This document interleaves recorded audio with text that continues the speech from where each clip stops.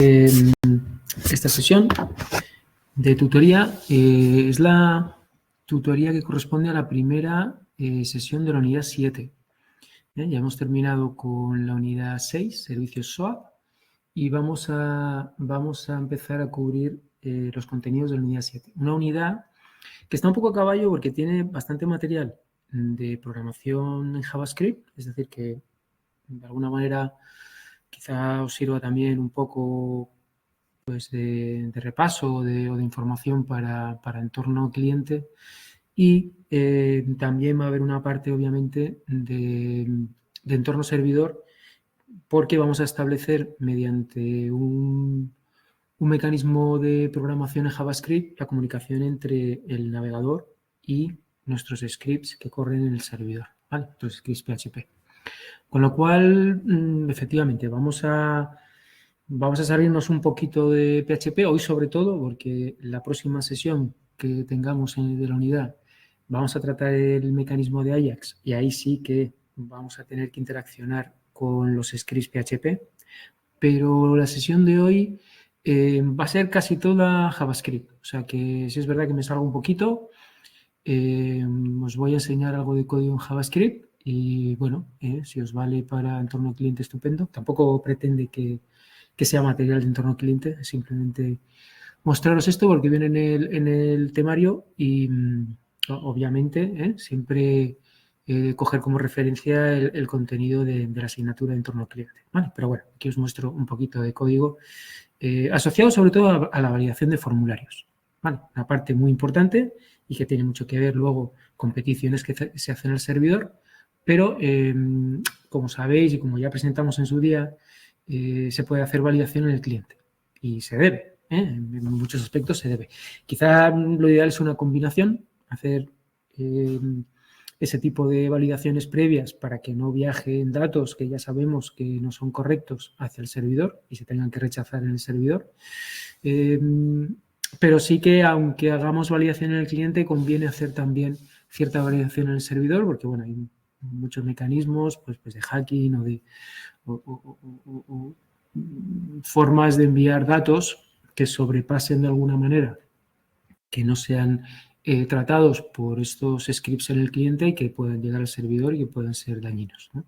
Entonces siempre conviene hacer un poco una doble comprobación. Bueno, os voy a mostrar varias versiones de un formulario muy sencillito, que es este de aquí. Lo vais a ver en pantalla. Begoña, ¿te has conectado? Ya he arrancado un poquito con la grabación, ¿vale?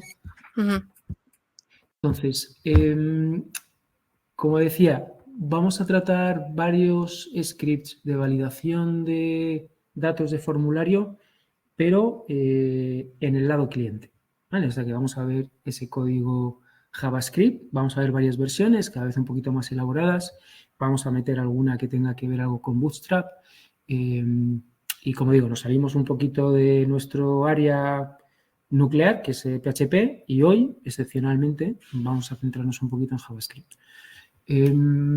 Vale, entonces, como os digo, este pequeño formulario de registro tiene un campo para meter un nombre de usuario, 2 contraseñas, se supone que deberíamos de poder meter una contraseña y luego repetirla, y luego un correo electrónico, tan sencillo como eso.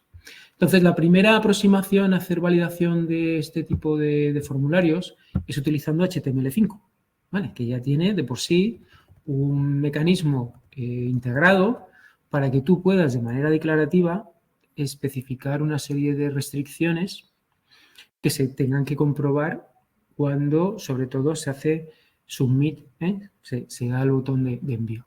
Entonces, esto ha ido cambiando y posiblemente distintas versiones de navegador pues tienen distintos comportamientos de cómo han integrado esta funcionalidad, ¿vale? Los hay más primitivos que hacen esa comprobación cuando pinchas en el submit, los hay más modernos que ya en tiempo real y según vas moviendo el cursor entre las cajas te va informando de si hay algún error, ¿eh? ¿De dónde provienen los errores? Pues los errores vienen de las restricciones que tú eres capaz de añadir a las etiquetas input, en forma de atributos, y que tienen una semántica que de alguna manera aporta una comprobación que tiene que hacerse sobre el dato que se teclea, ¿no? en ese input concreto. Por ejemplo, Aquí tenemos un type, ¿no? Los inputs todos vienen con un type. Eso ya es una restricción.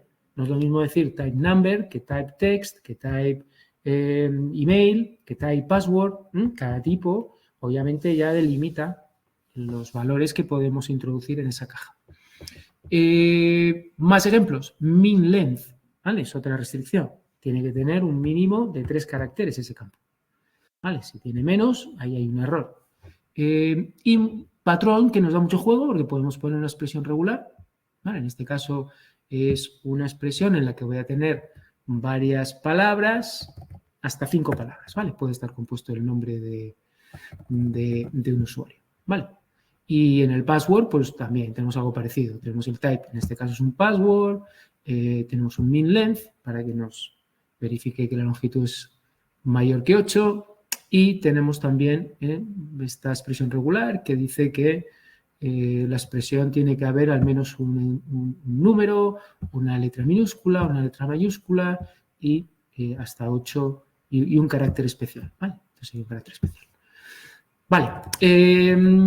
Entonces, ¿qué otras posibilidades tengo? Obviamente hay más, ¿vale? Aquí el email, pues como veis también hay un type, que es de tipo email. Esto ya de alguna manera hace que el mismo navegador compruebe pues, que lo que se introduce tiene formato de correo electrónico, una arroba, una cadena, una arroba, otra cadena, un punto, etc. Vale, pues, ¿qué más variedades o posibilidades tenemos? Bueno, pues aquí en este recurso de Mozilla, y lo tenéis en la webgrafía, lo tenéis bastante bien explicado, ¿vale? ¿Qué tipo de cosas podéis incluir? Vale, el require, es verdad. Otra cosa que tenemos aquí es el atributo require, ¿vale? Este es importante, porque esto fuerza también al navegador a que compruebe que ese dato, antes de ser enviado al formulario, se ha rellenado, ¿vale? Lo tengo especificado en los 4 campos. Vale, pues require, min length, max length, ¿vale? Son atributos que puedo incorporar. Min, max, si es que estoy hablando de números, ¿vale? Esto sería un número mínimo y un número máximo que permite que tú introduzcas en la caja de texto. Type, muy importante, y el patrón, ¿vale? Entonces, muchas veces ya con esto, y sin falta de ningún programa JavaScript, ya nos vale. ¿Qué comportamiento tiene el navegador si tú utilizas estas etiquetas? Bueno, pues básicamente, o estos atributos, básicamente si corremos este formulario, pues si veis, ya empiezo a mostrarnos mensajitos, ¿vale? Yo me coloco sobre el primer campo y me dice, completa este campo. ¿Por qué? Porque es un campo obligatorio. Con el require, él sabe que tengo que completarlo. Entonces, si le doy un valor, me va a mostrar otro mensajito diciendo que un único carácter no es válido, porque tengo que meter al menos 3. ¿Vale? Me dice, aumenta la longitud de este texto, ¿sí? Entonces, si ya sigo escribiendo, pues llega un momento en el que ya no me muestra más errores. Ya hace toda la comprobación de los atributos que yo he puesto de restricción y parece que todos pasan correctamente. La contraseña, pues un poco lo mismo, ¿no? Si entro, pues me va a decir, completa este campo porque es obligatorio. Si empiezo a teclear, vale, datos, pero todavía no llego al formato establecido porque me falta algún número, un minúscula, mayúscula, pues en principio me sigue dando errores. Aquí ya he añadido todos los caracteres que requiero, ¿vale?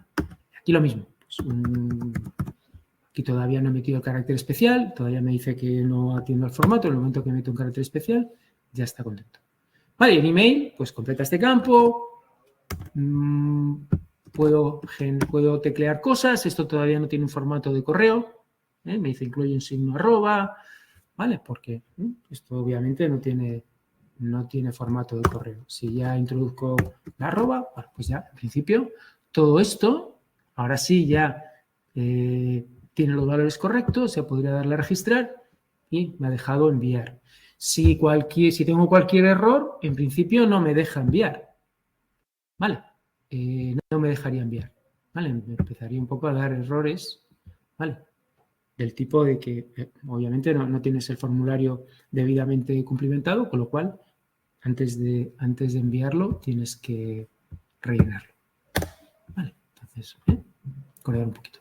Vale, pues, que no sé muy bien es por qué Chrome a veces me saca los mensajitos formateados de una manera un poquito más elaborada y otras veces en una caja bastante minimalista diciendo completa este campo.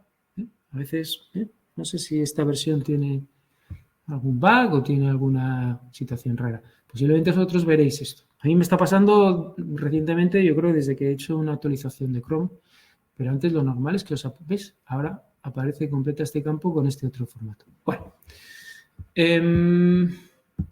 más cosas. Aquí esto tiene ciertas limitaciones, ¿no? No puedo hacer comprobaciones demasiado complejas. Por ejemplo, no puedo incluir la comprobación de que los passwords sean iguales, porque eso requeriría cierta lógica que tendría que programar, y aquí no tengo posibilidad de establecer, escribir alguna función, eso no está dentro del ámbito de las etiquetas HTML. Otra restricción, pues que tengo que asumir los mensajes por defecto que tiene cada navegador. Vale, cada navegador tendrá quizá alguna manera de expresar en palabras ese error que ha detectado que no se ha cumplido alguna de las restricciones. Entonces, a mí a lo mejor me gustaría tener errores pues, más adecuados o más significativos o más ajustados a los datos que significa o a lo que significan las informaciones del formulario. Vale, entonces, ¿puedo mejorar esto? Sí, puedo mejorarlo, pero entonces ya tengo que programarlo. Vale, entonces, para programarlo, obviamente sigo con la misma jugada, pero sí que ya tengo que tomar un poquito el control. Ya tengo que empezar un poco a decirle al navegador que no tiene que aplicar el mecanismo estándar, que es valida las restricciones, saca mensajitos si es que alguna no tal, y no dejes que se envíe el formulario, a no ser que los datos son todos correctos. Ya tengo que tomar yo el control y de alguna manera decidir cuándo se envía el formulario o no. Y sobre todo, qué mensajes son los que quiero que se visualicen. ¿Vale? ¿Cómo hago eso? Vale, este es el JavaScript. Vale, en principio el formulario no cambia mucho, porque sigo estableciendo las restricciones que pueda de manera declarativa. Esto lo podría programar, lo podría añadir a mis funciones en JavaScript, pero bueno, si yo ya tengo una manera declarativa, que es siempre bastante más fácil de mantener, de cambiar, oye, que el día de mañana tengo que cambiar esta longitud, pues seguramente vengo aquí y cambio este atributo, ¿no? O el patrón, pues vengo aquí y lo cambio. No tengo que andar buscando el código, ¿no? Donde se ha referenciado ese dato para cambiarlo. Posiblemente, ¿no? De más pie a que se produzcan errores o que el mantenimiento no se haga correctamente. Entonces, si yo en un formulario quiero establecer restricciones que se ajustan a las que me da HTML5 de manera declarativa, yo las sigo incluyendo. Ahora bien, ahora sí que ya voy a poder ver qué es lo que ocurre en cada uno de estos objetos del DOM, ¿vale? El input, sabéis, es un objeto del DOM en JavaScript, está representado. Entonces, estos inputs van a tener alguna propiedad extra, y algún método extra que va a reflejar el estado de validez, ¿vale?, de ese campo en relación a lo que se ha tecleado, a lo que ha tecleado el usuario. Entonces, tú tecleas algo, él va a comprobar si alguna restricción no se cumple y dependiendo de que se cumpla o no se cumpla, pues algunas propiedades de esos objetos van a coger algún valor que tú luego vas a poder comprobar o vas a poder consultar en tu código JavaScript y vas a poder de alguna manera manejar o controlar la lógica que quieres que se desarrolle dependiendo de esos estados, ¿no? Entonces, ¿qué tipos de cosas se establecen en esos objetos del DOM? Bueno, pues lo tenéis aquí también. Aquí, como veis, os contaba un poquito de... aquí veis ejemplos, no vamos porque yo creo que es bastante sencillo, ¿no? Básicamente, veis ejemplos del atributo require, son ejemplos de estos atributos que te permite HTML5 añadir. Entonces tampoco vamos a entrar mucho en ello porque yo creo que los habéis visto ya en HTML, posiblemente los hayáis refrescado un poco en el entorno cliente, con lo cual no vamos a entrar mucho más allá de lo que hemos contado sobre estos atributos. Ahora bien, aquí viene la segunda opción, que es la que estamos tratando ahora. Validar formularios utilizando JavaScript. Y en estas validaciones, como digo, hay elementos como es HTML Input Element, que es una etiqueta de input. Vamos a tener estos campos extra, ¿vale? Entonces, por un lado, vamos a tener una serie de propiedades extras, por ejemplo, el mensaje de validación, ¿vale? Validity, este es muy importante porque esta propiedad me va a devolver, más que una propiedad, puede ser un método, me devuelve un objeto de esta clase, validity state. Y este objeto me va a decir qué problema está encontrando en el valor que he introducido en ese input. Si es un problema de que no se respeta el patrón, si es un problema de que es muy largo o muy corto, o ha habido, me he pasado del rango que he definido entre el mínimo y el máximo, ¿vale? Si hay no se respeta el tipo, este tipo es el que sabemos, hay text, hay email, hay URL, hay date, hay muchos tipos. Bueno, pues puede ser que lo que yo haya metido efectivamente no esté de acuerdo con ese tipo. Vale, y luego pues hay otro método que es valid, que me dice si el valor es válido o no. Otro que es value missing, que me devuelve true si el atributo era required pero no tiene valor. Vale.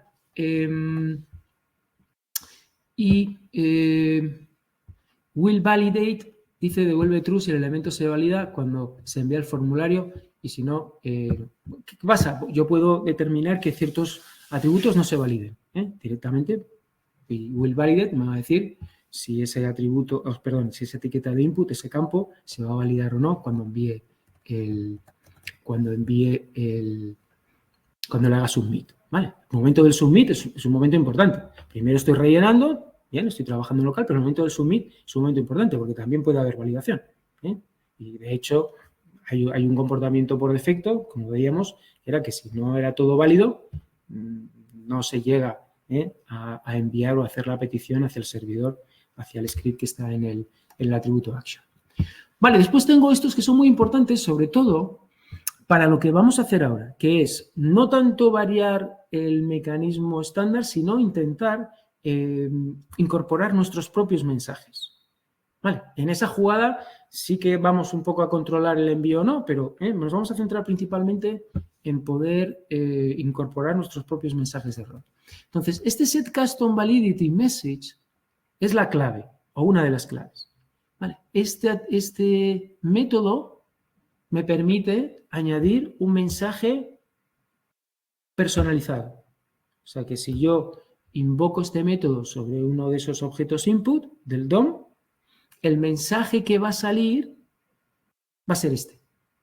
Dependiendo del error que se esté produciendo. Lo puedo incluso establecer un poco dependiendo del error que tenga.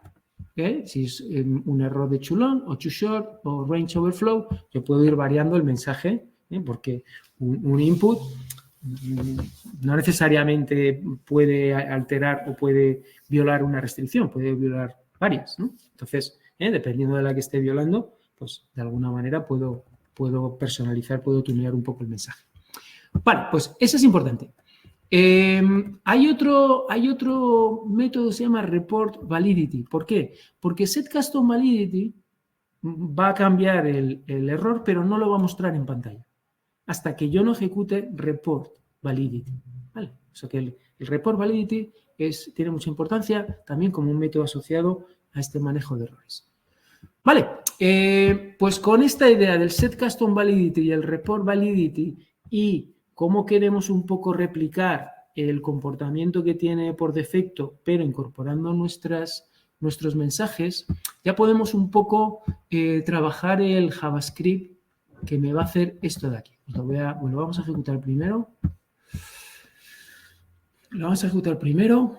¿Veis? Dice, el nombre de usuario es obligatorio. Esto antes era completa este campo. ¿Vale? Entonces empiezo a escribir. El nombre de usuario debe tener al menos 3 caracteres. ¿Vale? Es un mensaje mío. ¿Vale? Hasta que llega un momento que ya tecleo, ya cumple las restricciones. La contraseña es obligatoria. ¿vale? Ahora me da un formato. Dice debe tener al menos una mayúscula, minúscula, un número, símbolo. ¿Vale? Sigo hasta este punto en el que ya he escrito algo que respeta ese... ¿Vale? En esta versión todavía no voy a comprobar que las passwords concuerden. Simplemente, recuerdo un poco, estoy añadiendo mensajes personalizados. Vale, bueno, pues esto un poquito, veis que efectivamente ya han cambiado los mensajes, ya no son los de por defecto. ¿Cómo he conseguido eso? Que es lo importante. Vale, pues este es el JavaScript, ¿vale? No es un script demasiado largo, pero bueno, tiene un poquito de código. Por un lado, obviamente estos mensajes los tengo que definir, ¿vale? Y fijaros que los defino con los nombres que corresponden a las propiedades de este objeto que vimos antes, este objeto de aquí. El objeto validity state, ¿vale? Pattern mismatch, too long, too short, range overflow, range underflow, ¿vale? Value missing, ¿vale? Entonces, ¿por qué? Pues porque esto me va a servir luego, de alguna manera, para saber que si este input tiene en su validity state, tiene esta propiedad a true, pues tengo que mostrar este mensaje. Si la propiedad que tiene a true es pattern mismatch, pues tengo que mostrar este otro mensaje. Vale, o sea que me va a servir un poco para adecuar el mensaje dependiendo de cuál es el atributo o la propiedad del objeto validity state que se ha activado y que me está un poco diciendo cuál es el problema con el dato que se ha tecleado en la caja. Vale, pues, y estos son los mensajes. Podría tener más, menos, ¿sí? Podría haber algún campo que no tiene ninguno. Bueno, pues no hay ningún problema. Vamos entonces a ver cómo funciona. Y ahora vamos a trabajar un poco el tema de la programación asíncrona, el establecimiento de listeners, ¿vale? Cuando se produzcan eventos, pensar que aquí hay varias cosas. Fijaros cómo se comporta. Se comporta de tal manera que si yo meto el ratón en una caja, este es, a ver, déjame ver, creo que es el otro. Si yo meto el ratón, vamos a volver a ejecutarlo. Si yo meto el ratón en una caja, aparece el mensaje. Si yo tecleo cosas, va cambiando el mensaje. Entonces, aquí se intuye, ¿no? Voy a necesitar que el código JavaScript sea reactivo a este tipo de evento, que yo meta el ratón en alguna de las cajas, en alguno de los inputs, y también que sea reactivo al hecho de que yo teclee cosas dentro. ¿Vale? Porque en el momento que tecleo, él ya puede ver si lo que he incorporado a la caja, al input, ha variado el estado de validity de ese objeto. Entonces, voy a necesitar establecer listeners en los 4 objetos a eventos que sean de input o de mouse enter y también mouse leave, porque en el momento que salgo, ¿ves? El mensaje que había arriba se ha borrado.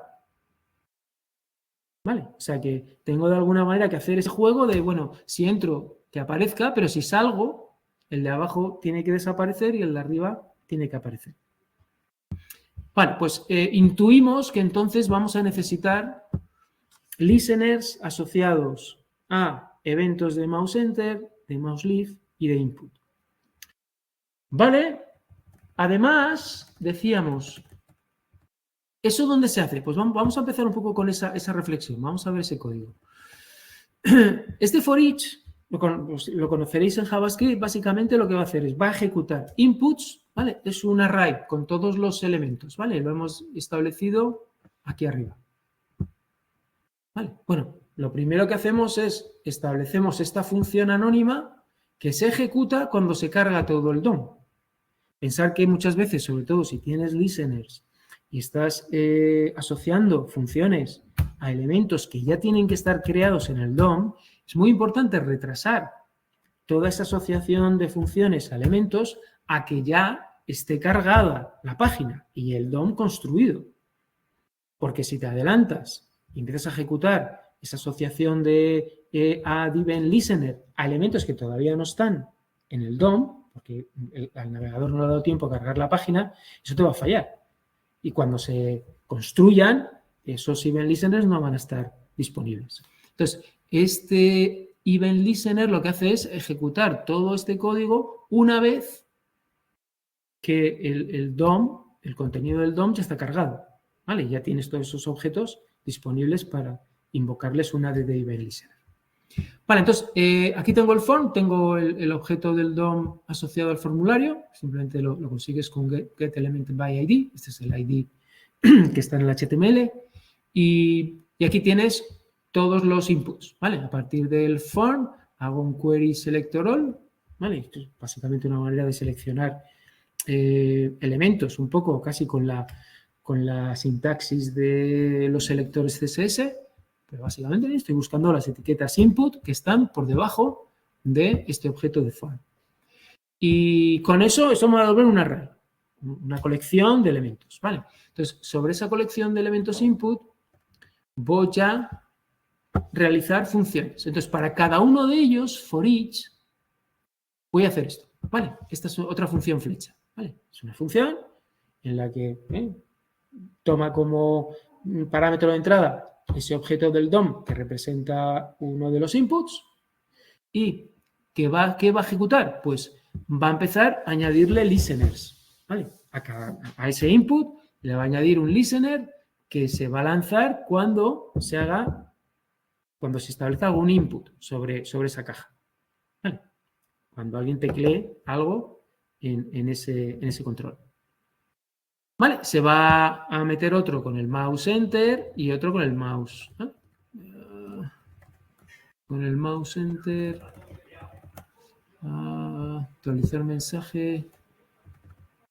Input. Pues yo creo que el mouse leave lo hace directamente el navegador, ¿vale?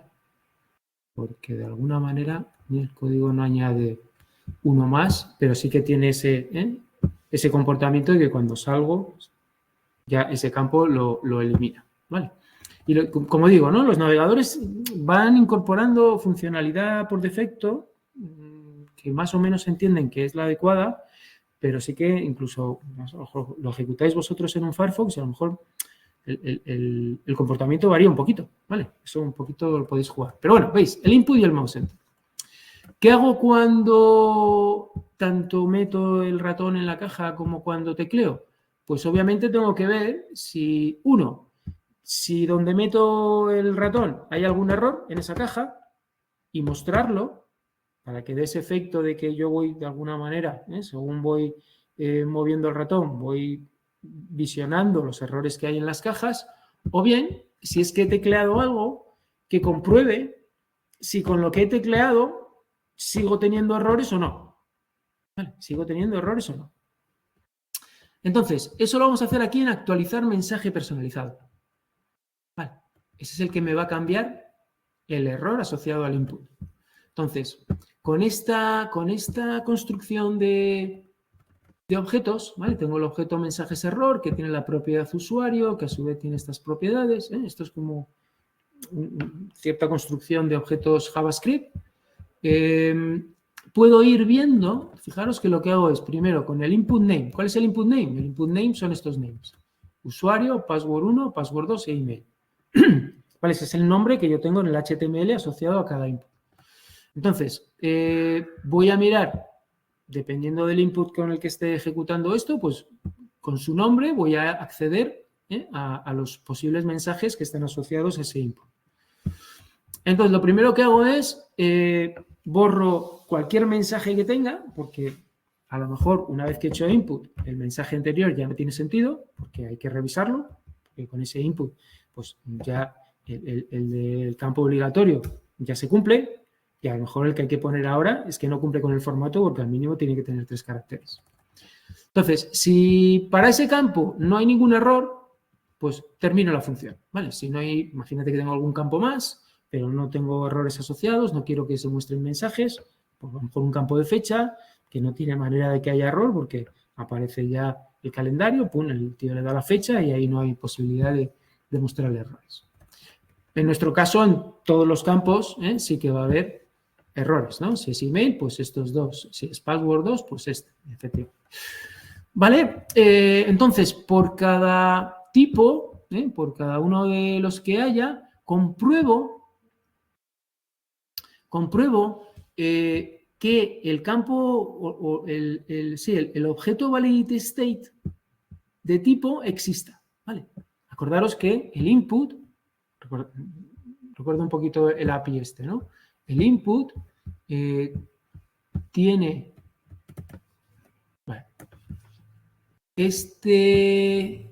esta propiedad, en realidad. ¿Vale? Es una propiedad que tiene dentro el objeto. Esta propiedad validity, y que dentro hay un objeto que va, de alguna manera, a informarte cuál de estas restricciones no se ha cumplido. Vale, pues entonces, sobre ese input aquí en el código, esto es lo que estoy haciendo aquí. Compruebo si alguno de estos es true. Vale. Para todas las posibilidades que tengo, compruebo si alguno es true.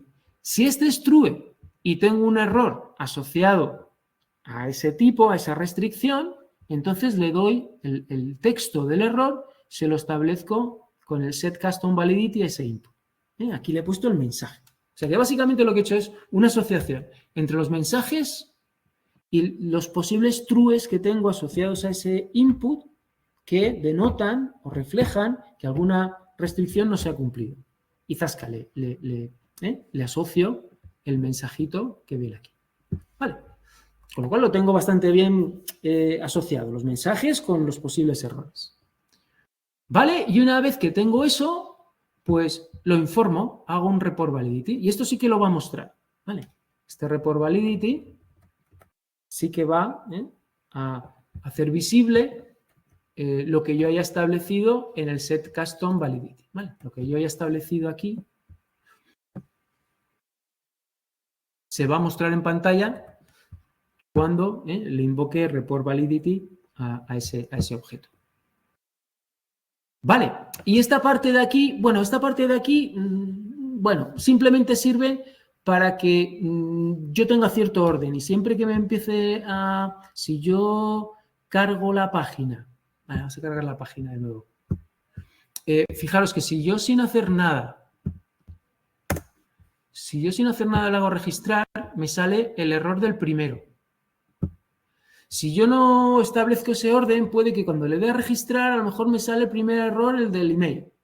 Y queda un poco raro, porque parece que los errores siempre pues, deberían de empezar a reportarse de arriba a abajo, no de abajo a arriba o ¿sabes?, dando saltos.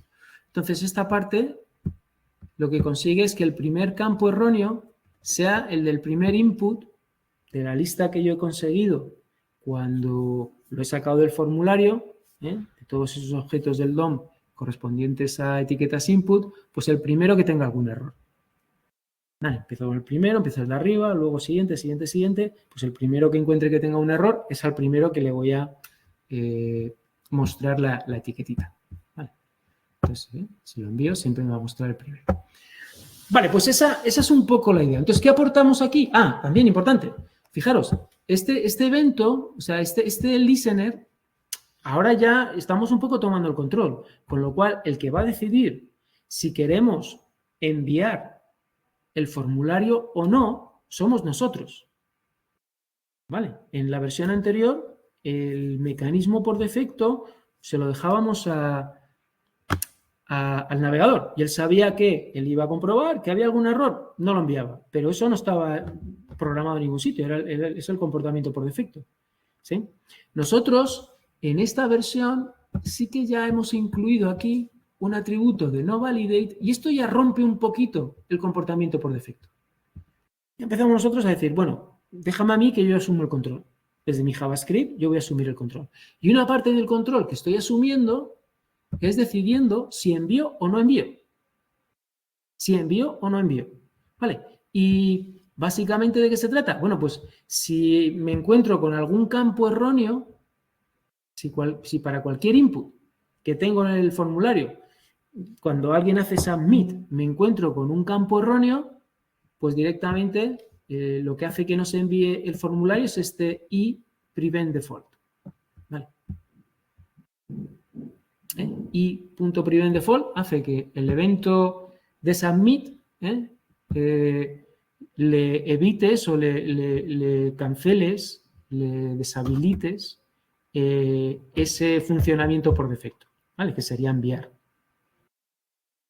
Vale, entonces, de esta manera también consigues que cuando alguien le da Submit, ese formulario no se envíe, a no ser que no haya ningún campo erróneo, es decir, el primer campo erróneo sigue siendo null, es porque todas las comprobaciones que he hecho aquí han ido bien, con lo cual esto en principio por aquí no va a entrar, y como no he hecho ninguna salvedad ni he establecido que no se actúe de manera normal, que en este tipo de formulario que tengo no validate, básicamente es enviar, cada vez que tú haces el submit, no valida y el tío envía.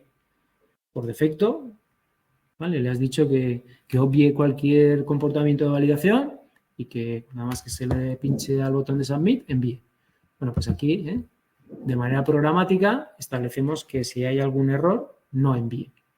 Y conseguimos que de alguna manera, si hacemos esto, pues esto no envíe nada. Si yo empiezo a escribir ya datos que son correctos, vamos a ver. Vale, esto ya le gusta, ¿no? Esto ya le gusta. Vale. Vamos a escribir otro aquí que esté correcto. Vale.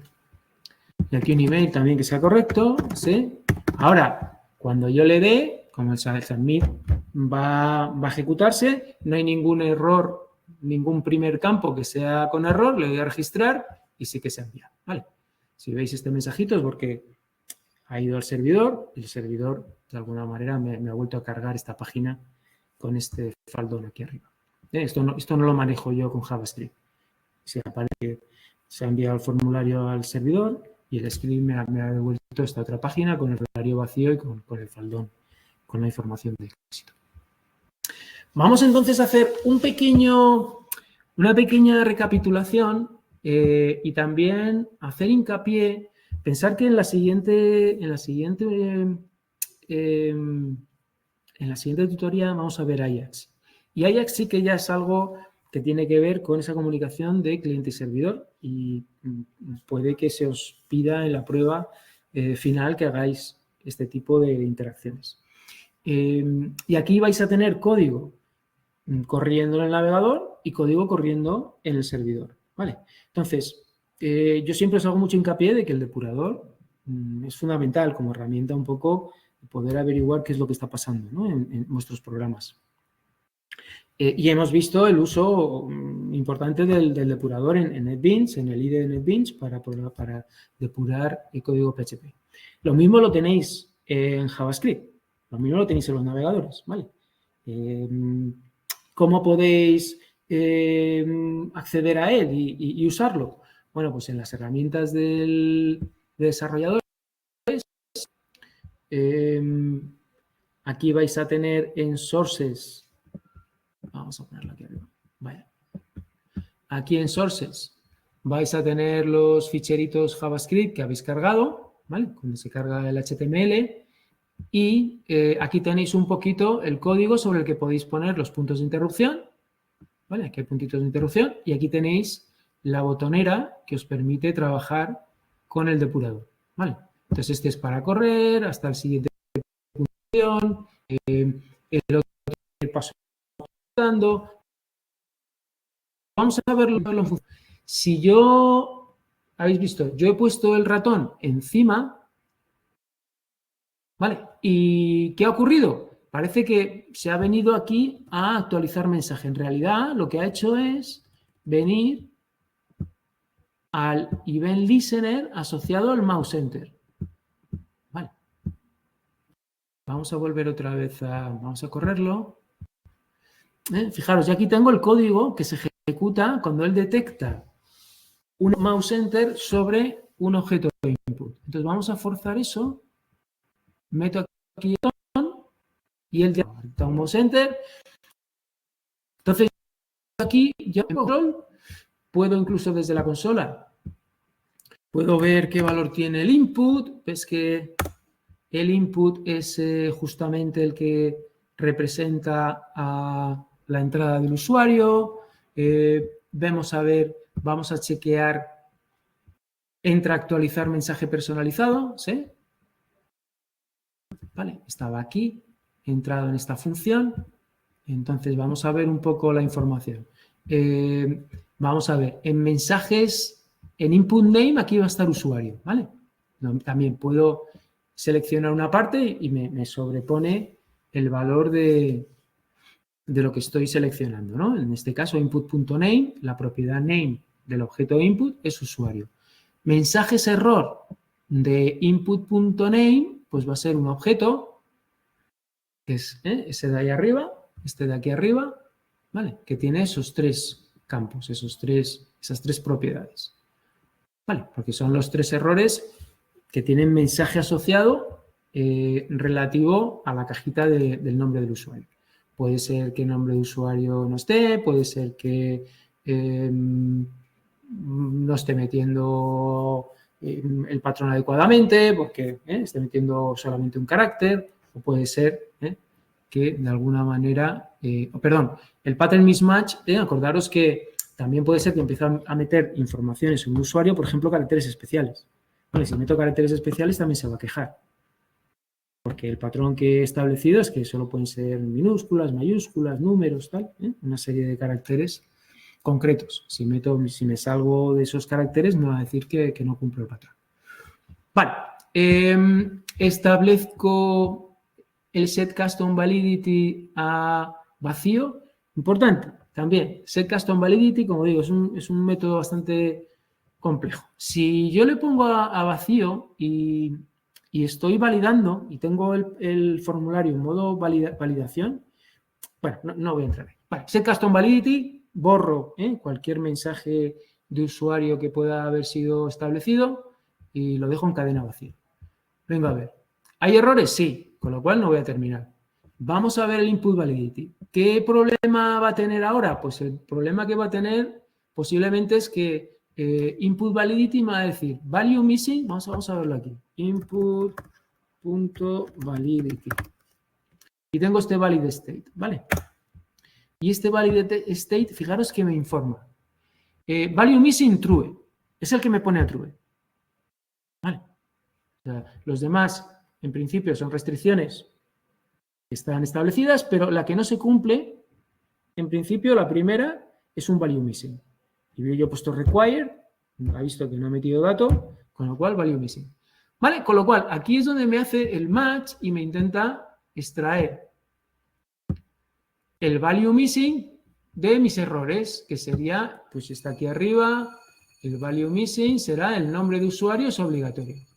Vale, entonces, si yo hago esto, errores de tipo, que ya tipo ya sabemos que es value missing, pues, a ver, vamos a verlo aquí para que se vea un poquito mejor. Errores de tipo, no sé si lo veis ahí tan abajo. Vamos a ver. Vale, errores de tipo. Fijaros, yo tengo el script parado, con lo cual ahora puedo venir aquí y ver qué valores tienen las cosas, evaluar expresiones JavaScript. En este caso simplemente estoy haciendo un acceso a una variable errores y a su índice tipo.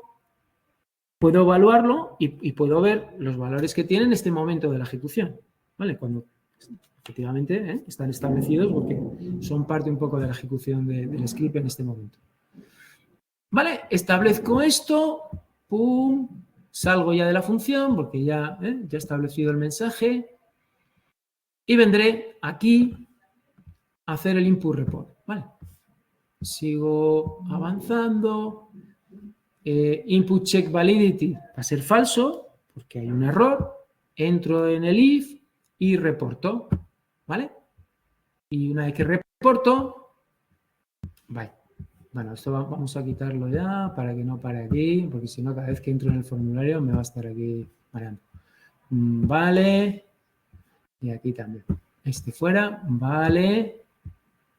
Vale. Y aparece en principio el mensajito.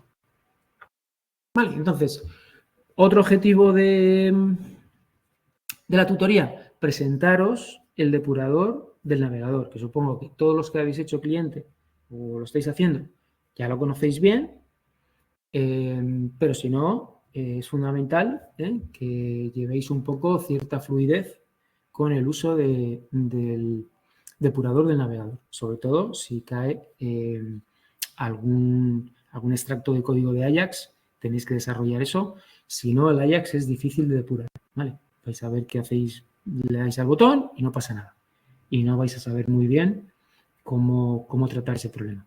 Vale, vamos a trabajar con el depurador un poquito más cuando veamos Ajax en la siguiente tutorial para que veáis cómo vamos a tener los dos depuradores funcionando, el de JavaScript y el de NetBeans.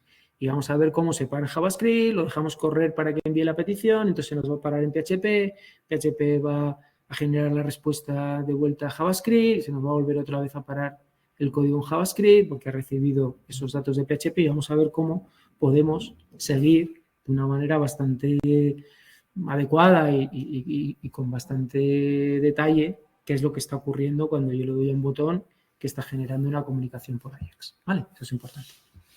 Vale, pues venga, avanzamos. Tercera versión. En la tercera versión ya voy a tener yo más control sobre el tema de mensajes. ¿En qué sentido? Pues los voy a colocar ya en algún sitio del formulario. No van a aparecer sobreimpresos, sino que ya voy a decidir yo cómo presento y dónde, de qué manera presento esos errores. Vale, con lo cual, bueno, cambia un poquito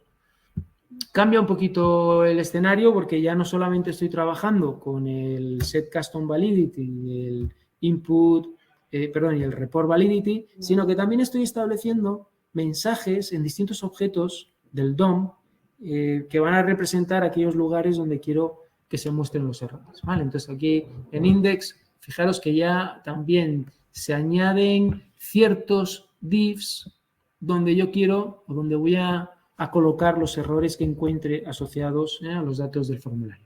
Entonces voy a utilizar estos divs desde JavaScript para colocar aquí los errores correspondientes. Vale, y aquí sí que ya voy a trabajar con la verificación de los passwords cuando el usuario le dé al botón de submit. Vale, cuando el usuario ya decida enviar, yo en ese momento voy a comprobar que los dos passwords coincidan o no, y si no coinciden, voy a parar el envío y le voy a informar de que los passwords no son los correctos porque no coinciden. Vale, ese va a ser un poquito el comportamiento. Entonces, vamos a verlo un poquito en funcionamiento para que sepáis un poco qué es lo que estamos programando. Vale, como veis ahora los mensajitos ya aparecen ubicados. Son los mismos mensajes, he utilizado el mismo repertorio de mensajes. También se van actualizando en tiempo real, dependiendo, ¿vale?, de si va cambiando un poco la restricción que no se va cumpliendo. Entonces aquí voy a meter una clave correcta, aquí voy a meter una clave correcta, pero que no coincida. Vale, esta es correcta, pero no coincide con la de arriba. Y aquí el correo, pues lo mismo. Vale.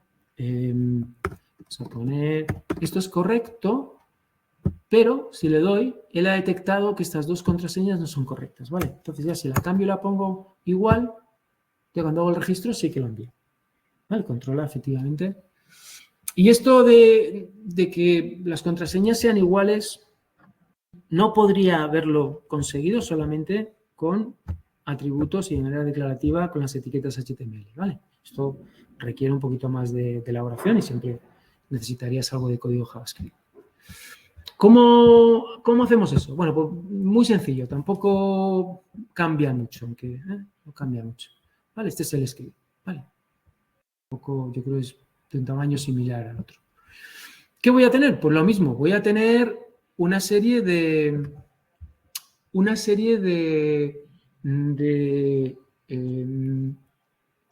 listeners, ¿vale? De event listeners, de manejadores de eventos. De nuevo, vemos que el comportamiento que tiene, pues nos lo va diciendo un poquito, ¿vale? El comportamiento, vemos que si yo meto el ratón en alguno de ellos, pues me va informando. Si yo tecleo, también me va informando. ¿Vale? O sea, que parece que... Y también, efectivamente, aquí sí que hago el mouse lift, porque si no se me quedaría el de arriba colocado y si no soy capaz de borrarlo cuando hago el mouse lift, porque esto es un elemento, fijaros, esto es Este es un elemento del DOM. Eso que veis en rojo es el div que tenemos incluido en nuestro formulario. Si yo no soy capaz de quitarle el text content y simplemente cambio aquí y esto me genera otro elemento, me da texto a otro div, el de arriba se va a mantener. O sea que tengo que ser capaz, de alguna manera, de saber cuándo tengo que borrar el de arriba. Que no es borrar, que es simplemente quitar ese contenido textual al div que existe. El div no se borra. El div se mantiene todo el rato. Lo único que a veces le meto un texto y otras veces le meto la cadena vacía. Y estoy jugando con esa manera un poco de que aparezca o desaparezca el texto. Vale, entonces, ¿qué más? Bueno, pues básicamente, vuelvo otra vez a ver la estructura del script. ¿Aquí qué estoy haciendo? Bueno, pues a todos los inputs, esto lo hacía antes, los inputs los obtenía arriba y luego los usaba, aquí ya directamente los obtengo aquí. ¿Vale? Un query selector input y por cada uno de ellos voy a hacer todo lo que está en esta función. ¿Qué es? Primero me voy a hacer con la caja del error, el div que he metido en el formulario asociado a cada input para en esa ubicación poner el texto del error. Vale, eso lo hago con getElementById y lo único que hago es al id le añado la palabra error, ¿vale? Que coincide con estos IDs. Vale, si veis aquí, este div se llama email y luego error. Este otro div se llama password2 y luego error. ¿Vale? O sea que al id del input, que está aquí, le añado, a password2 le añado la palabra error. Listo. Y ahí es donde tengo que luego colocar los textos de los errores. Vale. Más. Estamos en el JavaScript. Vale. Vale, establezco esta función. Fijaros, de nuevo, esto es JavaScript. Aquí defino una constante y a esta constante le asigno una función anónima. De tal manera que ya puedo usar esta función dentro de los event listeners, ¿vale?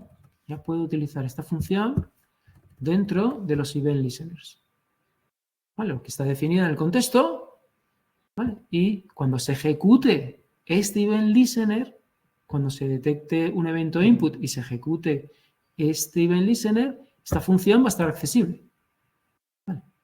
Entonces, ¿qué hace mostrar mensaje? Bueno, pues la jugada de antes. Básicamente me voy a este objeto de mensajes y lo intento mapear o lo intento cruzar con el posible error que esté almacenado en el validity del input sobre el que se está ejecutando y dependiendo del tipo de ese error voy a mirar a ver si yo tengo en la estructura que he definido arriba, si tengo un texto asociado, ¿vale? Si yo tengo en el password2 que en validity me está dando true a value missing, pues extraigo este mensaje y es el que voy a poner en esa ubicación. ¿En dónde? ¿Dónde lo voy a poner? Pues en errorbox.textContent, ¿vale? Errorbox es el objeto del DOM que ahora ya apunta al div. He obtenido la referencia de ese objeto del DOM con este ID, que es básicamente el div del error. Bueno, pues le establezco el texto asociado a ese texto que he obtenido de arriba, dependiendo del error que he sacado de la propiedad validity. Vale, y esto lo hago pues cuando escribo, miro a ver, ¿vale? Qué tipo de error, según voy escribiendo, qué tipo de error me va reportando validity y también cuando hago un mouse enter y cuando hago un mouse leave lo único que hago es borrar ese texto, borrar el texto asociado a la caja del error box del div. ¿Vale? Y eso tiene pues el efecto que yo creo que, bueno, es un efecto bastante interesante a efectos de usabilidad, que es que pues me va enseñando el error, ¿no? Otra opción mucho más sencilla es rellenarlo todo, darle a registrar y que en ese momento se me vayan listando los errores que yo tengo. ¿Vale? Eso podría ser. De hecho, eso es lo que ocurre cuando yo establezco o cuando invoco el submit, ¿no? Esta parte de submit es justamente la parte final y es la que me mira los passwords. Podría meter toda la validación de todos los campos aquí. Establecer los mensajes y si hay errores, pues hacer un prevent default para que no se envíen esos datos. Vale, pero me parece que el comportamiento es en tiempo real, de ir informando los errores, me parece bastante chulo y bastante amigable para el usuario. Vale, entonces cuando le das submit, mira a ver, check validity, acordaros del API que os presenté al principio, es un método que tiene el formulario y que me devuelve true o false, dependiendo de si los campos de ese formulario todos son correctos o no. Vale, entonces necesito este flag porque luego lo voy a usar para saber si tengo que parar el envío o no. Vale, si tengo que parar el envío o no. Me cojo todos los div. También aquí estoy de alguna manera recuperando los div. ¿Por qué? Porque tienen esta clase TextDanger. Fijaros que aquí en index.php todos estos divs tienen esta clase TextDanger asociada. ¿Vale? Todos los errores, todos los div de errores tienen esa clase. O sea que con este query selector all, con este selector, por eso os decía que es un poco como los selectores CSS. Todo el punto es el nombre de la clase. Cuando haces reglas CSS, pues estableces a quién se la quieres aplicar y eso lo haces con este tipo de selectores. Bueno, pues query selector all me permite, si ya controlo selectores CSS, pues utilizar esos selectores para conseguir recuperar distintos objetos del DOM. Vale, pues todos esos divs los reinicio y les borro los mensajes. Vale, valido las contraseñas, miro si los valores de estos inputs son iguales o no. Si no lo son, le meto al password error box, le meto este mensajito de las contraseñas deben ser iguales y paralizo el envío. Vale. Y en principio, si son iguales, no entraría por aquí, entraría ya, pasaría a la siguiente parte del código y si válido es falso, porque cuando he hecho check validity aquí se ha detectado algún error, pues también lo paro. ¿Vale? Si válido es true, pues adelante. ¿Vale? Pero puede ser válido true, pero tener todavía mi problema de passwords. Porque válido, fijaros que viene de check validity. Check validity no me chequea que las passwords coincidan, me chequea las restricciones que yo he puesto con los atributos HTML, pero no chequea esa lógica un poco adicional de que las passwords sean iguales o no. ¿Sí? Entonces, eso lo establezco aquí, todavía miro si las passwords coinciden o no. Si no coinciden, es un error que me tiene que paralizar el envío del formulario. Entonces, lo hago como un casito especial, como un caso a tratar aparte y si eso no se respeta, pues entonces lo único que hago es pongo el mensajito y prevengo un poco el envío. Vale, vale, pues esta es un poquito la manera de ir completando, como veis, ¿no? Voy como introduciendo un poquito más de control en el ámbito JavaScript, asumiendo un poco los comportamientos que deberían de respetarse un poco, que son los comportamientos por defecto. Vale, más cosas. Ya llevamos 3. Vamos a uno más. Vamos a ver cómo puedo incorporar Bootstrap a la ecuación. Y Bootstrap básicamente se encarga de bastantes cosas, sobre todo de formatos, de darte indicaciones de si algo está bien o no está bien, poniéndote iconcitos con signos de exclamación o un tick, ¿no? En verde para mostrarte que todo va bien. Y básicamente se maneja, como vimos ya en el servidor, con clases que tú puedas establecer sobre esos elementos. Entonces, él va a estar buscando clases isValid o clases isInvalid sobre los elementos y si los detecta, pues ya los va formateando para dar esa retroalimentación positiva o negativa al usuario. Vale, vamos a ver un poquito cómo se ve esta versión. Vale, vamos a tener, así todo vamos a tener los mensajes. Acordaros del feedback, acordaros del Cuando hacíamos en el servidor, establecíamos un div que era básicamente el feedback del error y en ese div poníamos un texto que se visualizaba o no, dependiendo de si yo había puesto la clase isValid o la clase isInvalid en el input asociado. Vale, pues ahora vamos a hacerlo parecido. Estamos en el cliente, no estamos en el servidor. Entonces, desde el cliente vamos a tener que manipular esas clases y vamos a tener que establecer también estos textos, ¿vale? Porque si es verdad que cuando hacíamos esa validación en el servidor teníamos prácticamente un mensaje que decía, el campo no es correcto. Ahora, como veis, tengo varios. Entonces, ya tengo que, de manera dinámica, desde el cliente, ir cambiando ese mensaje para que se vaya mostrando el adecuado. Eso es todo lo que hemos hecho en el anterior. O sea, que lo único que vamos a hacer ahora es, quizá, trabajar un poquito esas clases isValid, isInvalid, asociarlas a los elementos del input para que entre Bootstrap y empiece a dar este tipo de, ¿veis? Me lo pone en rojo, me pone aquí el signo de exclamación. Si yo escribo hasta que me lo escribo ya el formato correcto, que pasa las validaciones y me pone un tick, me lo pone en verde. Todo eso lo hace Bootstrap. ¿Vale? El resto lo hemos hecho nosotros con JavaScript. Las versiones anteriores no tenían esa filigrana que de alguna manera aporta esa librería de estilos, pero bueno, funcionaba parecido, ¿no? Teníamos simplemente, podíamos meter cosas y nos aparecían los mensajes de error. Vale, pues vamos a ver esa...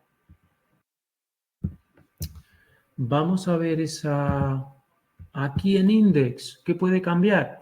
Bueno, pues tenemos este div con esta clase, InvalidFeedback. ¿Vale? InvalidFeedback. Esto es una clase especial que busca Bootstrap para saber dónde tiene, de alguna manera, colocar también errores, de dónde va a sacar la información para visualizarla. ¿Vale? Donde tengo que poner cosas, él la va a visualizar, de alguna manera, dependiendo de si hay una clase asociada a este elemento que sea isValid o isInvalid. ¿Cómo vamos a colocar? El resto es prácticamente lo mismo, ¿vale? Lo único que cambiamos aquí es un div que habíamos puesto nosotros a mano, lo vamos a poner, digamos, en la notación más asociada a Bootstrap. Y él va a poder, de alguna manera, visualizar o no los mensajes que nosotros añadamos o asignemos a ese div. Vale, aquí tenemos un poco la misma idea. Fijaros que se establecen dos funciones, una marcar válido y otra marcar inválido, que básicamente lo que hace es quitar una clase y poner otra. ¿Vale? Quitar una clase y poner otra. Y si marco un válido, tengo que quitar el texto asociado al feedback, al div, ¿no? De feedback.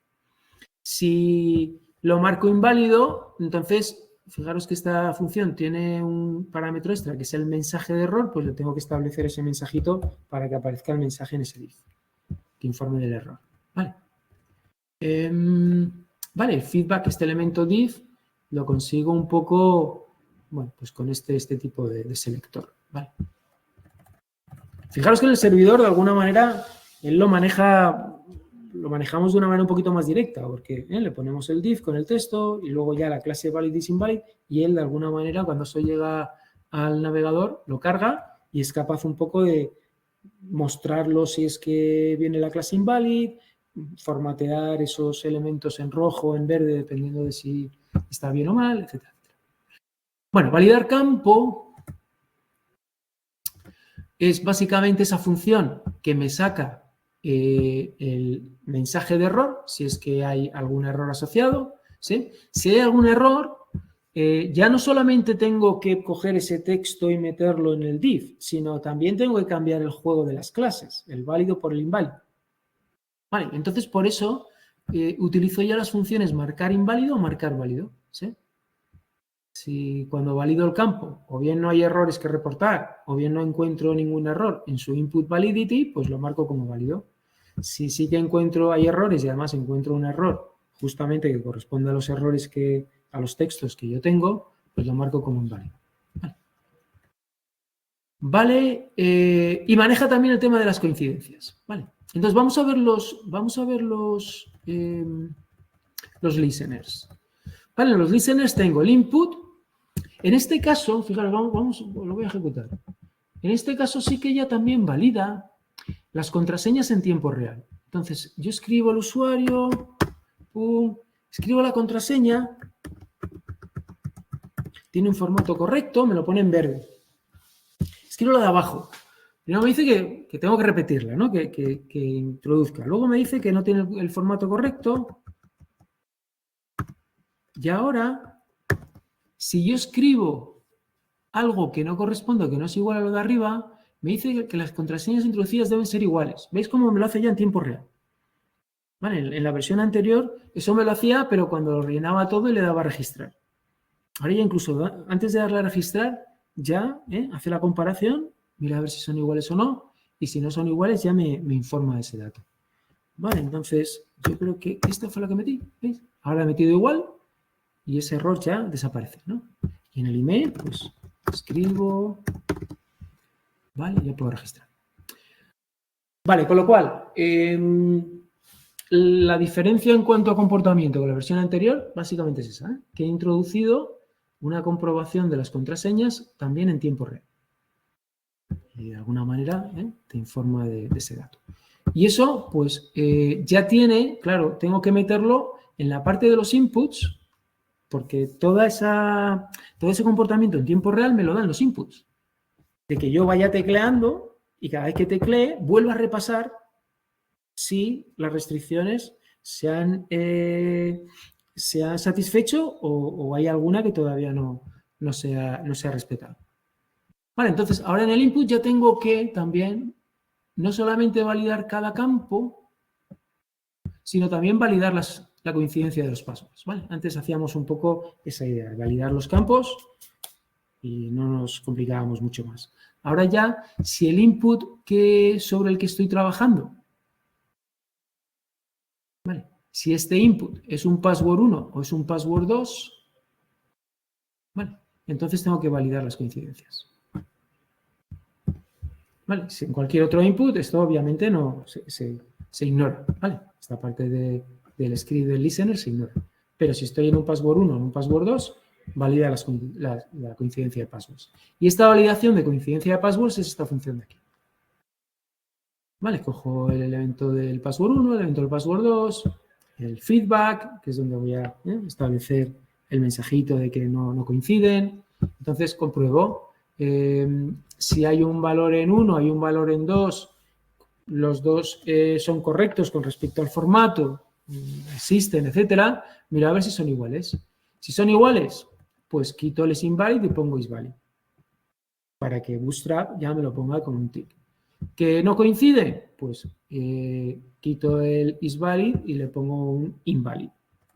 Y además le pongo un texto diciendo que las contraseñas introducidas deben ser iguales.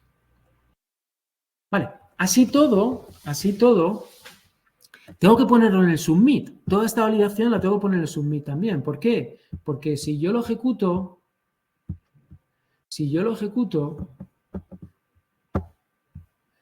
y le doy a registrar sin hacer nada, simplemente sin haber tecleado nada, le doy a registrar, eso tiene que aparecer también.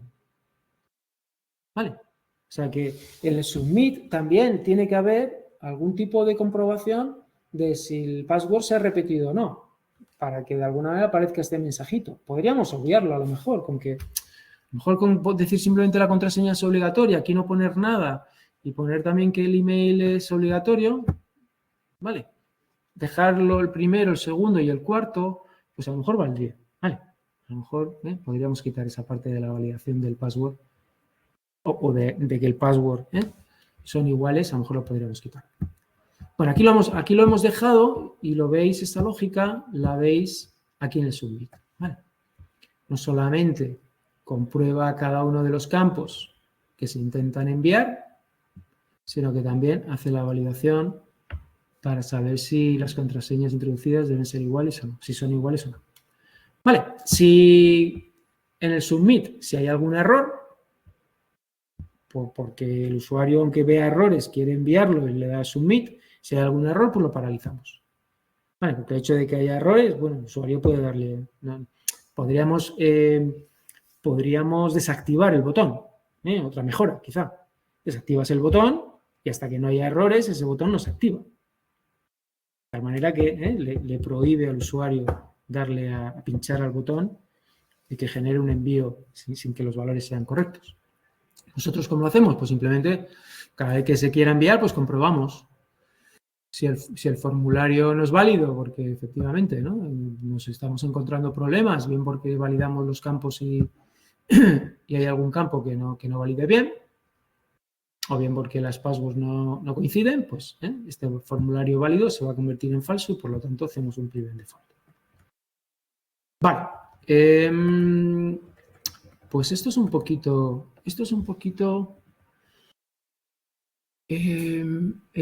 scripts en JavaScript, que podéis jugar un poquito con ellos, podéis ver un poquito, como digo, yo aquí me estoy saliendo un poco de mi área, ¿vale? Lo comento. O sea que yo tampoco voy ni a poneros código, ni a poneros a que escribáis este tipo de código, ¿vale? Dentro de la prueba, ni incluso en la tarea, ¿vale? En la tarea, obviamente, vamos a trabajar la comunicación cliente-servidor, pero más enfocados al tema del Ajax. Vale, o sea que esto un poco, pues bueno, eso puede ser una tutoría un poquito, bueno, pues de curiosidad para vosotros y por si veis algo que os interesa, pues poder un poco andar en estos scripts y nada más. Vale,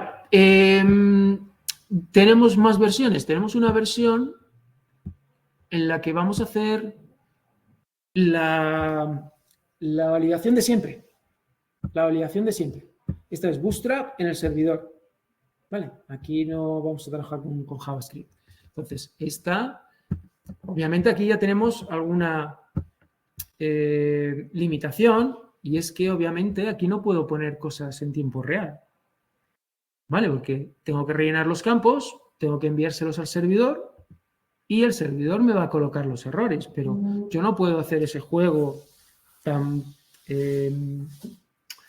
no sé, esa experiencia de usuario yo creo tan interesante de según voy moviéndome de campo a campo, ver los errores, ver pues este ya me lo pone en verde y este sigue en rojo. Eso me parece muy interesante. Si lo hago solo en el servidor, pues tengo que rellenar y enviar. Entonces, puedo enviar, esto me va a dejar enviar y el servidor es el que me informa. ¿Vale? Es el que me va a informar, me va a retroalimentar de qué errores tengo. Si aquí ya relleno los datos y le doy a registrar, pues este ya me lo pone bien, porque el servidor lo ha validado, ha visto que es correcto y con Bootstrap a este input le ha puesto ya isValid, esa clase, ¿vale? Y en principio Bootstrap ya no muestra ningún error en el div. Vale, con lo cual, esta sería la versión con la que hemos trabajado hasta ahora, en la que vamos leyendo, vemos a ver si tenemos errores en los campos y luego dependiendo de qué hemos recibido y qué errores hemos podido identificar, pues rellenamos el invalid feedback y aquí pues trabajamos con la clase validIsValid, esta de aquí, a ver. ¿Vale? Es invalid o isvalid, ¿vale? Estas son las clases que antes establecíamos nosotros directamente en JavaScript, en la parte cliente. Ahora ya las colocamos cuando se crea la página dinámica, las colocamos o no, dependiendo si hemos detectado errores en ese campo de input o no. Y cuando recargamos de nuevo el formulario, pensar que aquí cada vez que queremos hacer una validación tenemos que enviar todos los datos al servidor y se recarga de nuevo, ¿no?, una página nueva, que es de nuevo el formulario con esas informaciones. ¿Vale? Esas informaciones, aquí en este caso, las pone Bootstrap. Porque él ve que es isInvalid y entonces hace que esto se visualice. Si ve que isValid, esto no lo muestra. Y además, pues hace ese aspecto de formato de poner un tick, ¿no?, un tick verde o no, o una exclamación roja, dependiendo de esa clase. Vale, bueno, pues esa línea en cuanto a todas las versiones. Nos sobra un poquito de tiempo. Vamos a rematarlo con una versión del banco. Vamos a rematarlo con una versión del banco, se llama Banco Phone JS y se ha trabajado un poquito más en detalle el formulario de transferencia, ¿vale? Si quieres hacer una transferencia bancaria. Entonces, vamos a ejecutar esta versión del banco. La versión del banco nos queda esta, la del Ajax, y ya no vamos a tener más versiones de banco, pero se está convirtiendo. Yo creo que puede ser también para vosotros una buena indicación, ¿no? Si esta aplicación del banco la manejáis bien, si la entendéis bien, si la habéis ido más o menos siguiendo, puede ser una buena indicación de que tenéis una buena preparación, ¿vale? Para la prueba, porque de alguna manera sí que podemos un poco hacer referencia al código que hay en esta aplicación. A ver si conseguimos sacar la aplicación.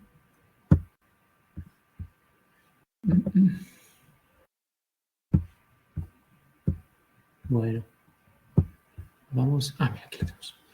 Vale, pues como veis hemos ido añadiendo enlaces, ¿vale?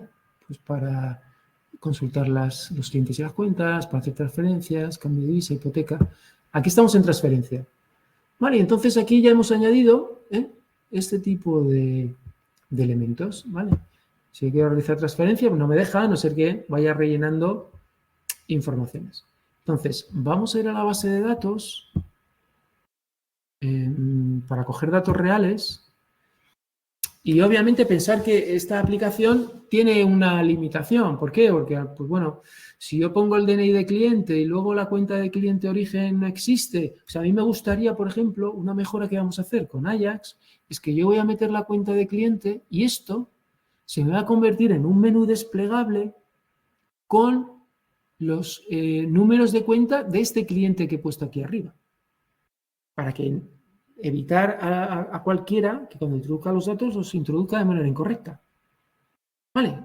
Y eso lo vamos a hacer sin recargar la página. Vamos a escribir aquí un DNI, el mismo código de JavaScript que se carga con la página se va a comunicar con el servidor, le va a pedir los números de cuenta de ese DNI, se los va a retornar y desde JavaScript me los va a cargar aquí. Sin haber hecho ninguna recarga, ni que el servidor haya producido ninguna página dinámica nueva y se me haya cargado aquí una nueva página. Vale, eso lo veremos en la siguiente versión cuando veamos Ajax. Es una parte interesante también, a lo mejor interesante. Entonces venimos aquí al banco. Vale, vamos a los clientes. Vale, pues vamos a coger un cliente, este mismo. Vamos a coger su DNI. Lo introducimos aquí.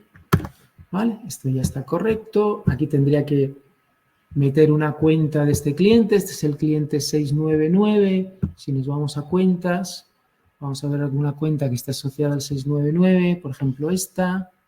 1758. Tiene 1.600 euros. Vale, pues metemos aquí la cuenta. Vale, de nuevo aquí, ¿no? ¿Veis cómo me va diciendo? Introduzco una cantidad, pues yo que sé, 50 euros. Aquí tengo otro DNI del receptor, que puede ser, vamos a clientes, vamos a coger otro DNI. Vale, este, por ejemplo, Rafael. Vale, rellenamos aquí. Vamos a una cuenta, el 701. Cuentas del 701, pues una cuenta corriente, esta por ejemplo, 1765, ¿vale? 1765, pago por arreglo, ¿vale? Esto se ha respetado y realizo la transferencia, ¿vale? Y en principio se ha realizado con éxito. Tendríamos los apuntes de que se ha hecho esa transferencia. Pregunto si esto lo cambio. Vale, fijaros, incluso sí que me detecta el error de que esta cuenta de cliente no corresponde a este DNI y me informa de que hay un error, la cuenta 175 no existe. Vale. Que esto es lo que evito, ¿vale? Si con Ajax ya de alguna manera precargo, relleno las posibles opciones con un select, ¿vale? Con todas las opciones cargadas dependiendo del DNI del cliente. Vale, pues esta es un poco la materia que os quería enseñar hoy. Entonces lo vamos a dejar aquí. Después de Semana Santa ya vamos a hacer la de Ajax, ¿vale? Vamos a enseñar código asociado a esa interacción en dos formatos, con JavaScript puro, digamos, vanilla, y con una librería que se llama jQuery. Vale, espero quizá los que habéis dado cliente a lo mejor también habéis visto algo de jQuery. Ajax es algo un poquito ya obsoleto, no sé si obsoleto, un poquito ya antiguo, ¿eh? Ahora seguro que en cliente trabajáis con Fetch, hacéis cosas un poquito más modernas. Bueno, nosotros nos vamos a mantener un poco, todavía hay mucho código que utiliza Ajax, con lo cual no está de más que veáis distintos mecanismos, no solamente lo más novedoso, porque luego os encontráis con código un poco más antiguo y también tenéis que entenderlo. Entonces, vamos a ver ese mecanismo y con eso terminamos la unidad 7. Vale, con eso terminamos la unidad 7. Vale, pues, ¿alguna preguntita que tengáis por ahí pendiente? Yo te quería preguntar, luego, ¿el JavaScript se mete en el Blade? El JavaScript se mete en el Blade, sí. Ah, buena pregunta, mira. ¿Sabes? Quiero decir, yo diciendo, wow. Sí, sí. No, el JavaScript se mete la... Sí, en la etiqueta de JavaScript o en el SRC que responda, pero luego cuando lo... Porque el banco ese es que estaba en el Blade, ¿no? Mira, lo meto aquí. Lo meto aquí. Vale, ¿veis aquí el validar? Normalmente los ficheros JavaScript los vas a meter aquí en Public Assets, ¿vale? JS, aquí vas a meter los JavaScripts y vas a hacer referencia a ellos utilizando un stack de scripts que se define en la página master, ¿vale? Aquí en la página master tienes este stack de scripts donde tú vas a poder incluir scripts que quieres que se carguen cuando se cargue esa página hija. ¿Vale? Entonces, lo haces con este push, dices que a esta stack se añada, si no tiene nada, pues no tiene nada, si se añada este script de aquí, esta línea que es la que carga el script, y esto de asset viene porque tú cuando defines en index puedes definir en Blade este método setBaseURL, ¿vale? Que conecta, digamos, a la base, a la URL base. A partir de ahí, tú ya puedes tener distintas rutas, ¿vale? En este caso, pues a partir de la ruta base le añades assets, JS y validar, que es justamente, ¿no? donde se ubica, porque la URL base te lleva a public. ¿Vale? Y a partir de public, si tú añades esto a la URL, assets, JS, validar, pues llegas al ficherito JavaScript que quieres cargar. Entonces, cuando se recomponga toda la página en Blade, va a incorporar, lo vamos a ver aquí, cuando se recomponga todo esto, si inspeccionamos esta página, pues vamos a encontrarnos que al final de la página tienes esta etiqueta de script, ¿vale? Apuntando a, en principio, la URL base, localhost 8000, ¿vale? Que eso estaría apuntando al directorio public, porque es lo único que debe estar accesible vía internet. Fijaros, en NetBeans, yo desde internet no debería de poder acceder a nada de esto, nada que esté fuera de public, ¿vale? Eso es importante por seguridad. Entonces, en NetBeans se hace de una manera bastante sencilla, y es decir que aquí en propiedades, en sources, el web root, hacia donde yo puedo enviar peticiones desde internet, que pueden ser URLs que lleguen a ubicaciones que tengan ficheros de mi proyecto, el web root está establecido en public. Y puedes establecer en qué carpeta es donde va a estar la raíz de tu web. Ahora solo recoger persianas. Vale, entonces con eso, de alguna manera, como dices, sí puedes establecer el enlace al JavaScript que quieres cargar con la página. Vale, más o menos, ¿está clara? Sí, puedes ir un momentín a Properties, porque es que yo con el Public no me entero mucho. En el Run Configuration, ¿cómo queda el HTTP? Primero, tienes que... Aquí, yo creo que me lo ha cambiado. Para hacer esta configuración tienes que estar utilizando el servidor integrado, ¿vale? No el local web. Si venimos aquí arriba, si en Run Configuration tienes esto, PHP Built-in Web Server, ¿sí? Aquí en Sources tienes este web root. Si lo quieres desplegar tú en Apache, tienes que hacerlo tú en Apache. Tienes que poner un document root específico para que vaya a public. Yo es que pongo directamente toda la... incluido public. Sí, pongo en el GoodRock, pongo source, eso es lo que pone. Y luego en el Run Configuration pongo hasta donde llegue, hasta el index, hasta donde esté toda la ruta, en plan HTTP, /localhost, todo el mogollón hasta que llegue aquí al index. Pero cuando esté con el local web. Sí. Claro, es que en el local web cambia, porque solo estás desplegando en Apache. Y Apache tiene solamente un único servidor y tú lo que haces es mediante la URL desde el htdocs. Htdocs es el web root para Apache. Entonces, si tú coges el banco phone.js y lo grabas en htdocs, tienes que escribir, para acceder al index, tienes que escribir banco phone.js /public /index. Sí, no, sí, ese me funciona. Así me funciona. Claro. Me funciona. Pero claro, es que yo lo he estado haciendo siempre todo como, sobre todo lo de base de datos. Cuando tiene base de datos no tiene que estar en el... No, porque tú fíjate que lo único que tiene que estar accesible vía web son los scripts que reciben peticiones desde las páginas que se visualizan.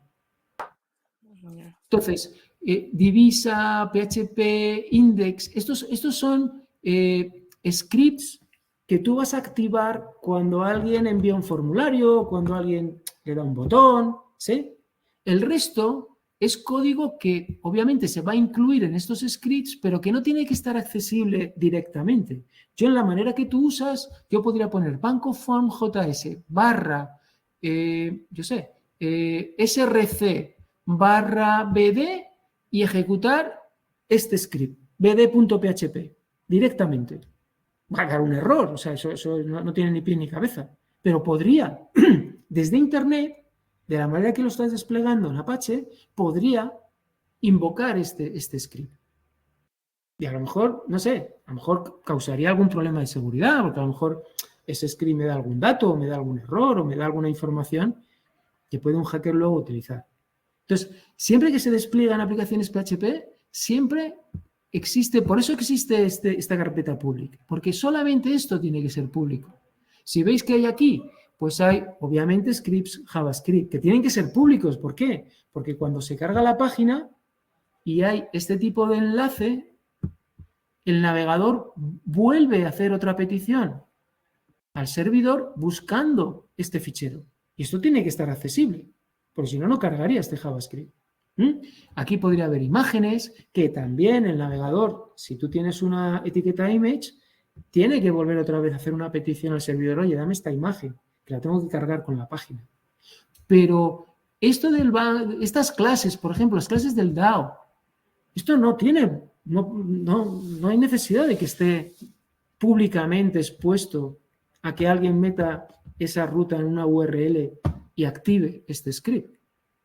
Porque no es un script activable. Esto es una clase que utilizan tus scripts. Pero eso ya lo hace internamente el servidor, porque aquí en Divisa pues ya tengo, ¿no? Ya cargo estas clases. Él las utiliza. Vale, lo miraré a ver cómo lo hago para que me funcione. No, vamos a ver, Begoña, si te gusta el local web, ni te preocupes de eso. ¿Por qué es un follón? Porque tendrías que establecer servidores virtuales en Apache para cada uno de ellos, estableciendo el document root de cada servidor virtual a la carpeta public. Pero eso es un follón. Y a nivel operativo, con todas las aplicaciones que tienes de todos los ejercicios, si tienes que hacer eso en cada uno, sería un lío. Entonces, no pasa nada, tú sigues. Si te gusta Apache, sigue con tu ruta y como tú eres la única que lo usa, nadie te va a atacar. Pero que sepas que lo adecuado y lo que NetBeans te ayuda un poco a simular es que puedas establecer dónde está tu document root. ¿Vale? Y yo en este caso, fíjate, cuando yo establezco esto y cuando lo arranco, fíjate que me dice localhost 2.8000 y ya accede al index. Yo aquí no puedo, desde aquí, desde el localhost 2.8000, no puedo acceder a partes de mi aplicación que no estén dentro de public, porque sería irme una carpeta arriba y entrar en otra. Pero es que mi document root ya se me coloca aquí abajo en public, no puedo subir. Entonces, desde public puedo acceder a Divisa, así que podría a lo mejor llegar aquí y decir Divisa, que a lo mejor tampoco sería muy correcto. Esto debería devolverte a index. Vale, esto habría que ver un poquito, pues sí, me devuelve a index, ¿no? Porque estos scripts, si están expuestos y pueden ser accesibles, tienes que tener cuidado con ellos. Porque cualquiera, si sabe el nombre del script, lo puede activar. Entonces siempre tienes que tener alguna salvaguarda, decir, oye, si no se me está invocando adecuadamente, de alguna manera tengo que devolverle a una página segura. No correr, no visualizar funcionalidad que no debería haber entrado de esa manera tan directa, ¿no? Pero esto sí que puede entrar. Pero en cambio, si voy a BD, aquí no hay manera, ¿no?, de entrar a BD. Porque, bueno, lo entiendes, ¿no?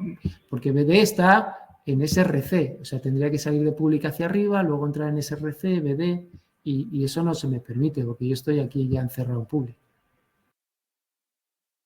Pero tú sigue como lo estás haciendo. Copia el directorio en htdocs y entra con toda la ruta del nombre del proyecto, bancoform.js/public/index y tan tranquila.